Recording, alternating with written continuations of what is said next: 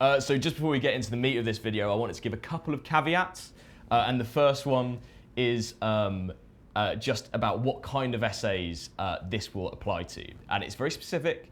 It's academic essays, academic critical essays, where you're arguing for a cumulative case. The point of your essay is to answer a question, respond to a title, and you're building up an evaluation using sources, evidence, whatever, to get to a final conclusion. It's not going to be one that you would want to use for a confessional essay or sort of a more loose critical essay.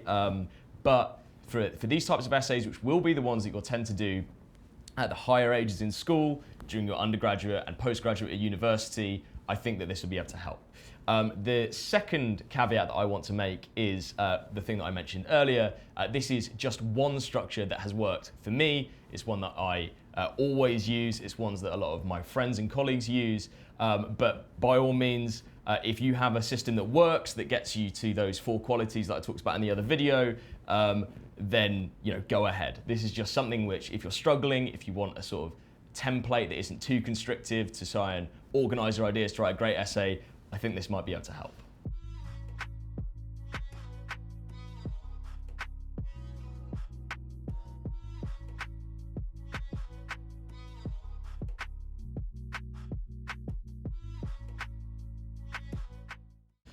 So first things first, it's your introduction. Can you believe it or not? And the thing with the introduction is it's so important, because it's just an immediate indicator to your audience what your essay is going to be like. And if your audience is a tutor, a teacher, or an examiner, i.e. people who know far more about this and have to read probably loads of essays on the topic and have read loads of essays on the topic, it lets them know whether you're going to be wasting their time, whether you're going to be writing unfocused fluff, or whether you're likely to be writing something that's focused, that's concise, that has detail when needed, and goes over the relevant material.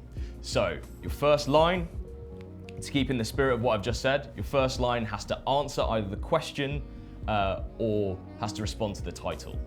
And what I mean by that is you never write something like, the causes of the First World War were myriad, and historians think this and historians think that, and then sort of gradually work your way through your introduction and eventually get to what you think about it and how you're going to respond to the title, or never get to it at all. No, what you're going to want to say is, this essay will argue that the First World War began for insert reason.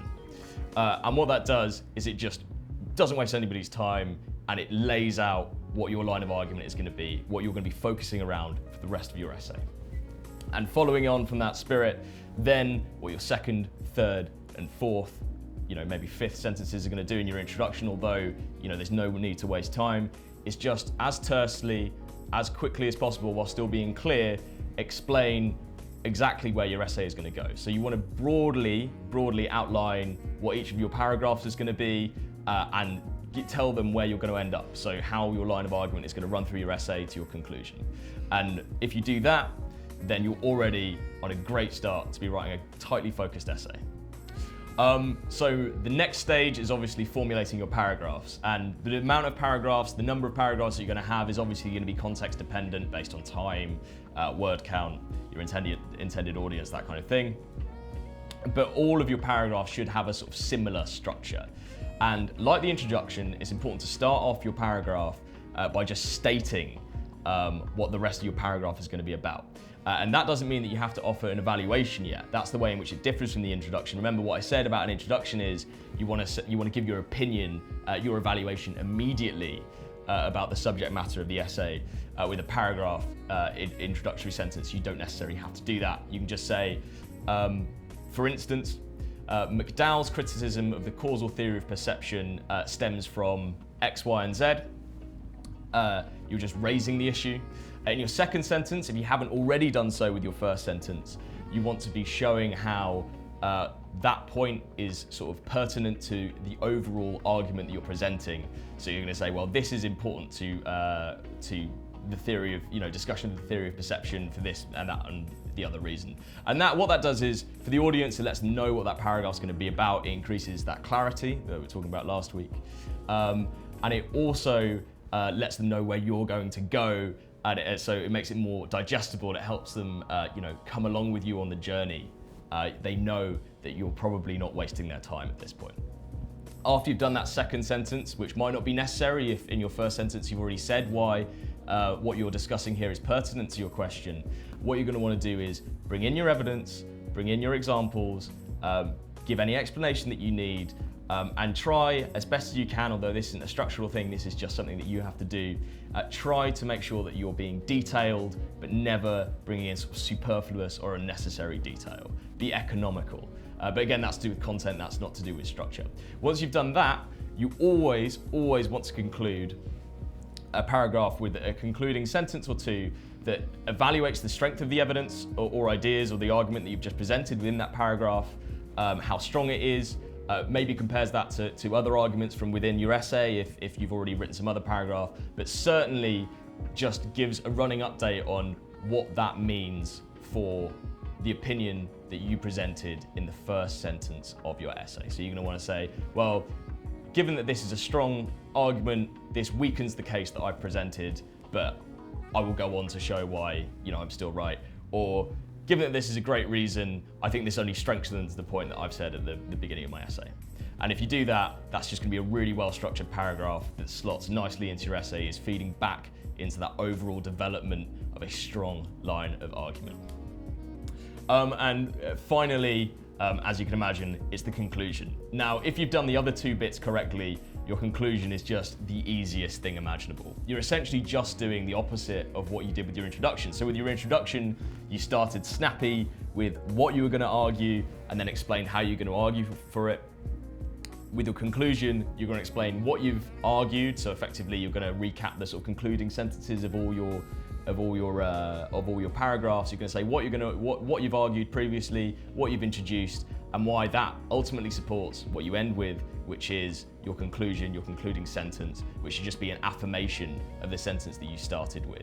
So what your essay does is it starts with what you think and how you're going to justify it, shows how it's justified, and then ends by explaining what you've said and how that justifies this concluding point. And that just makes your essay really tight. It leads the audience through it. It signposts exactly what you're saying, and that will conclude your essay in a really strong, great way. And it's easy because you're just recapping what you've already said.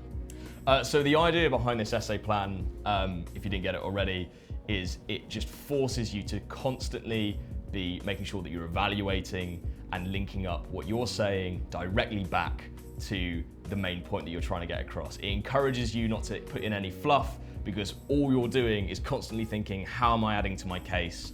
How am I building up this overall argument? And that's why I use it, because I've got the tendency to ramble when I'm writing, and it just helps me keep everything sleek and make sure that everything I put down is just great. And actually, it's a lot more impressive to have an essay which is shorter and everything is just fantastic, to the same essay but with loads of superfluous details chucked in there. It makes for a horrible read. It will wind up, any teacher or tutor marking it. It will especially wind up examiners who have to mark so many scripts per day. So I hope that you found that useful. Once again, I've been Joel from A&J. If you want to watch any more of our videos, there'll be a playlist probably over here. And also you can subscribe to our channel. I'm sure another little clip will come up at the end of our video explaining all that. I hope you have a lovely day, and goodbye.